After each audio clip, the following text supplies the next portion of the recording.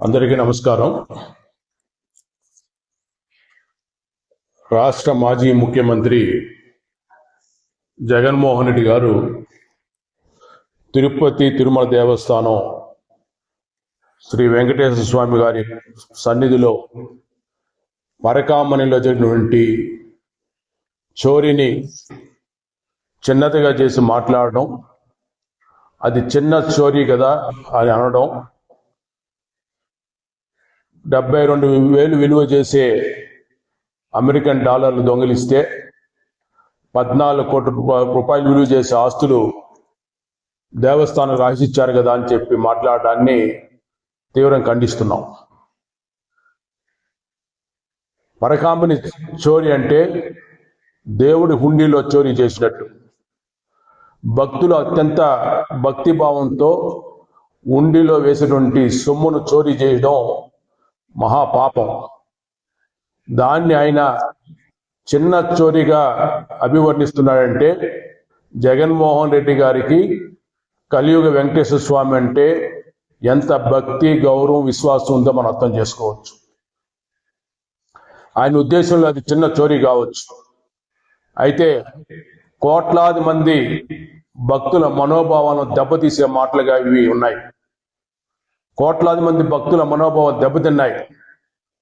అంత పవిత్రమైనటువంటి పరకామణిలో చోరీని ఆయన అంత చిన్నదిగా చేసి మాట్లాడడం ఆయన స్థాయికి తగదు.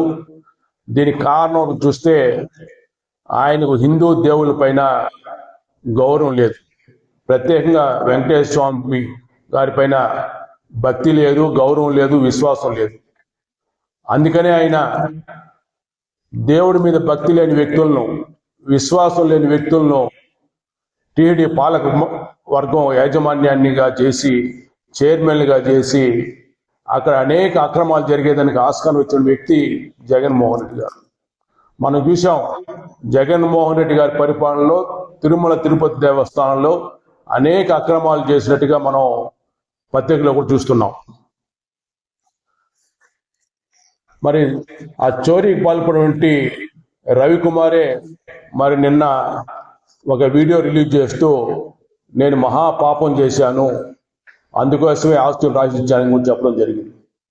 అంటే నిందితుడే నేను మహాపాపం చేశానంటుంటే జగన్మోహన్ రెడ్డి మాత్రం దాన్ని చిన్న చోరీగా చేసి పక్కదారి పట్టించడానికి ప్రయత్నించడం చాలా దారుణం. ఇది మహాపాపం అని కూడా ఈ సందర్భంగా తెలియజేస్తున్నాం. ఒకసారి జగన్మోహన్ రెడ్డి గారి వైఖరి చూస్తే ఆయన 5 సంవత్సరాల పరిపాలనలో ఈ రాష్ట్రంలో నేరస్తులకు వత్తాసు పలికాడు. అనేక నేరాలకు జరిగే విధంగా ప్రోత్సాహం లభించింది. మాఫియాలు తయారయ్యారు. మద్యం మాఫియాలు, ఎర్రచందనం మాఫియాలు, భూ కబ్జాల మాఫియాలు, గంజాయి మాఫియాలు పేటరేగిపోయాయి ఆయన పరిపాలనలో. చివరకు నెల్లూరు లాంటి ప్రశాంతమైన జిల్లాల్లో హత్యలు చేయించి, దోపిడీలు చేయించేటువంటి లేడీ డాన్లు తయారయ్యారంటే పరిస్థితి మనం ఏమాత్రం ఘోరంగా ఉందో మనం అర్థం చేసుకోవచ్చు. మరి ఆయన హయాంలో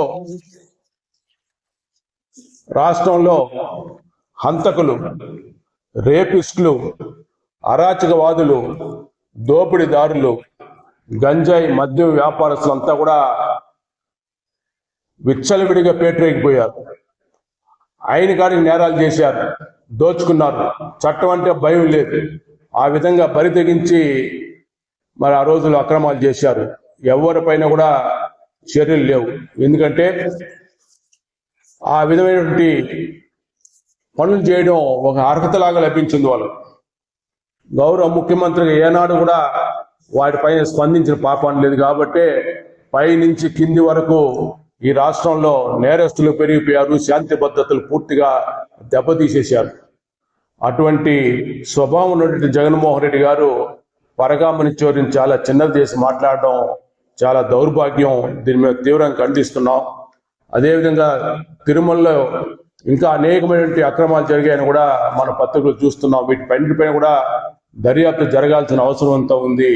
ఒకటి మాత్రం వాస్తవం, దేవుడి సన్నిధిలో తప్పు చేసిన వాళ్ళు శిక్ష నుంచి తప్పించుకోలేరు. ఒకవేళ చట్ట ప్రకారం తప్పించుకున్నా కూడా దేవుడి శిక్ష నుంచి తప్పించుకున్న విషయాన్ని జగన్మోహన్ రెడ్డి గారు గుర్తించుకోవాల్సిన సందర్భంగా తెలియజేసుకుంటూ ఈరోజు తిరుమల తిరుపతి దేవస్థానంలో జగన్మోహన్ రెడ్డి మాటలు చూస్తుంటే అక్కడ వాస్తవాలను పక్కదారి పట్టించడం కోసం, డైవర్ట్ చేయడం కోసం మాట్లాడుతున్నారు.